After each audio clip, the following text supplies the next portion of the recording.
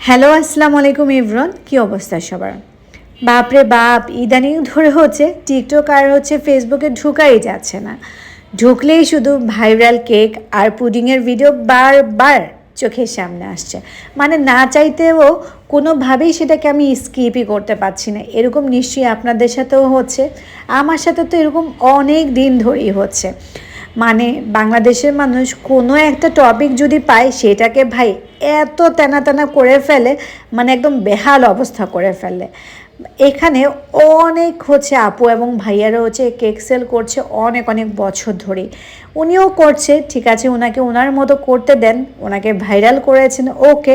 But এইটাকে নিয়ে এত মাতামাতি করতে করতে মানে কি বলবো, লেবু যেরকম বেশি চিপলে তিতা হয়ে যায়, বিষয়টাকেও বাংলাদেশের পাবলিকগুলো ঠিক এরকমটাই করে ফেলেছে। এখন বিষয়টা না অনেক বেশি তেতো হয়ে গিয়েছে। মানে এগুলা এখন প্রচুর ডিসগাস্টিং লাগে। আপনাদের কাছে কি মনে হয় বলেন তো? আমার কাছে তো এরকমটাই লাগে। আর যেইভাবে করে বাংলাদেশের মানুষ কেক খাওয়া শুরু করে দিয়েছে, 2 দিন পর আমার কাছে মনে হচ্ছে বাংলাদেশের জাতীয় খাবারই হবে কেক আর পুডিং।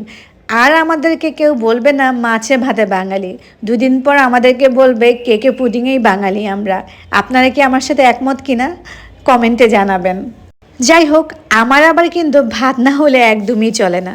যদিও আমি কিন্তু কেক আর পুডিং পছন্দ করি, বাট আমার ফার্স্ট প্রায়োরিটি কিন্তু ভাতই। যাই হোক, আলহামদুলিল্লাহ আজকে দুপুরে বাসায় অনেক কিছুই রান্না করা হয়েছিল, লাইক করলা ভাজি, ডাল ভর্তা, গরুর মগজ ভুনা, তারপর ডাল আর লাউ দিয়ে একটা সবজি। আলহামদুলিল্লাহ